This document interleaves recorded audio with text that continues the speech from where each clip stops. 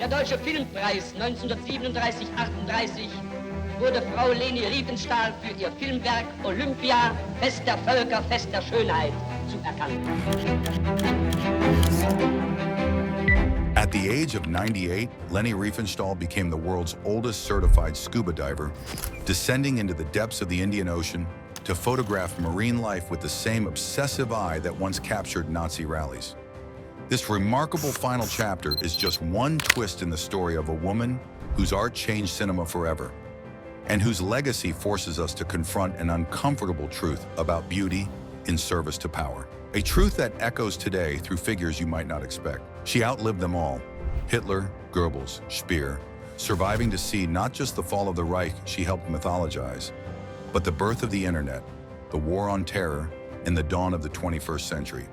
Her life spanned 3 different Germanys and a century of upheaval, ending only in 2003 at the astounding age of 101. Born in Berlin in 1902, Riefenstahl began as a dancer until a knee injury redirected her path. Rather than accept defeat, she reinvented herself as an actress in Germany's popular mountain films, where she played fearless heroines scaling alpine peaks. These weren't just acting roles. Riefenstahl performed her own stunts, cementing her reputation as a woman of extraordinary physical courage and determination. But even stardom wasn't enough. When directors wouldn't film her vision, she simply decided to become one herself. With no formal training, she directed her first feature, The Blue Light, in 1932, an ethereal, visually striking film that won international acclaim. More fatefully, it caught the attention of a rising politician named Adolf Hitler. Their first meeting would alter both their legacies forever. Hitler, understanding the power of spectacle, saw in Riefenstahl the artistic genius who could transform politics into mythology. Riefenstahl saw in Hitler the patron who could provide her with unprecedented resources and creative freedom.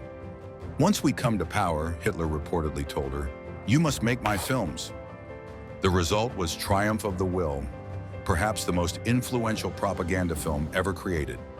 What makes the film so disturbing isn't just its content, but its undeniable artistry.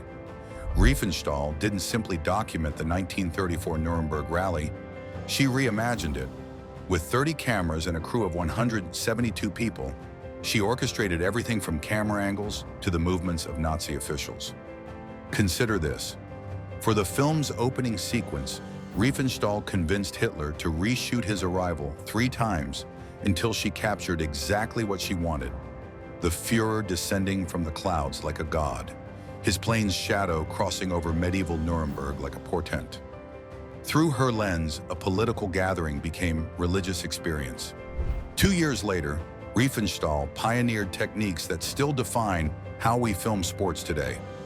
For Olympia, her documentary of the 1936 Berlin Olympics, she buried cameras in trenches beside running tracks, attached them to balloons, and even invented underwater housing to capture swimmers. The slow-motion sequences of divers, seeming to defy gravity as they arc through the air, remain breathtaking even now. Her cameras transformed athletes into living sculptures, celebrating the idealized human form in motion, a vision perfectly aligned with Nazi aesthetics of physical perfection. Yet simultaneously, she captured Jesse Owens' triumph, immortalizing the very victories that undermined Hitler's ideology of Aryan supremacy. This contradiction would define her defense for the rest of her life. After Germany's defeat, Allied forces detained Riefenstahl for nearly 4 years. Though never formally charged with war crimes, she was classified as a Nazi sympathizer. Her career in ruins, she spent decades in legal battles, insisting she was merely an artist with no political agenda. "I don't know what I should apologize for," she said in a 2002 interview. "I cannot apologize for having made the film." But is artistic genius separable from its consequences? This question brings us to our contemporary parallels. Consider Zhang Yimou, the celebrated Chinese filmmaker who, like Riefenstahl, directed Olympic ceremonies, the 2008 Beijing Games that served as national showcases. Both created visually stunning spectacles that projected national power and cultural mythology. Both worked within authoritarian systems. Yet Zhang's relationship with power has been more complex. While Riefenstahl actively sought Hitler's patronage, Zhang has navigated a delicate balance with Chinese authorities. Films like To Live were banned in China for their subtle criticisms of the Maoist era. Where Riefenstahl's work explicitly glorified Nazi ideology, Zhang's contains layers of meaning that sometimes subvert official narratives. Then there's Vladislav Surkov, the former Putin advisor described as the author of Putinism. While not a filmmaker, Surkov mastered a different form of political theater, what scholars call nonlinear warfare. Where Riefenstahl created coherent mythic narratives, Surkov employed contradiction and confusion. He reportedly funded both pro-Kremlin youth groups and their opposition, creating a political landscape where nothing seemed reliable or true. Riefenstahl seduced with beauty and order, Surkov overwhelmed with chaos and contradiction. Yet both understood that emotion, not fact, drives mass belief. Both transformed political reality into a kind of theater, though their methods differed radically. Consider this striking symmetry. Riefenstahl's aesthetic glorified Nazi power through perfect ordered compositions that suggested inevitable triumph.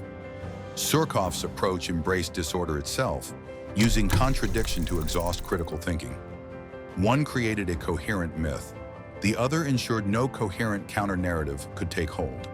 When Riefenstahl, at 71, reinvented herself yet again as a photographer documenting the Nuba tribes in Sudan, critics saw the same problematic gaze at work, idealizing primitive bodies just as she had once idealized Aryan ones. Even in her artistic rebirth, she couldn't escape the patterns that defined her earlier work. What makes Riefenstahl's case so troubling isn't just her collaboration with the Nazi regime, but her lifelong insistence that art exists in a realm beyond moral judgment.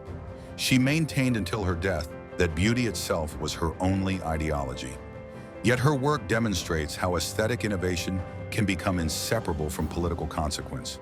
Her technical innovations, tracking shots, extreme angles, rhythmic editing, influenced filmmakers from Coppola to Lucas, from Scorsese to Spielberg. Her visual language shaped how we see sporting events, political gatherings, even music videos. When Ridley Scott filmed the Nuremberg-inspired rallies in Gladiator, he was drawing, consciously or not, from Riefenstahl's template. Remember the opening image of the elderly Riefenstahl diving into ocean depths? That final reinvention contains the contradiction that defined her life. Tremendous creative vitality paired with profound moral blindness. She could see beauty everywhere except in the consequences of her choices. As we navigate our own era of visual manipulation and political spectacle, Riefenstahl's story serves as both masterclass and warning. In an age where images increasingly shape our understanding of reality, her legacy reminds us that aesthetics divorced from ethics can become weapons of extraordinary power. The question her life leaves us with resonates even more urgently today. Is beauty enough? When art serves power, can its creator claim innocence of what follows? Riefenstahl's answer was always yes. History suggests otherwise. The woman who once filmed Hitler's triumph ultimately captured something far more lasting: the dangerous seduction of spectacle itself. In the oceanic depths of her final years, she may have finally found what always eluded her on land: beauty without consequence.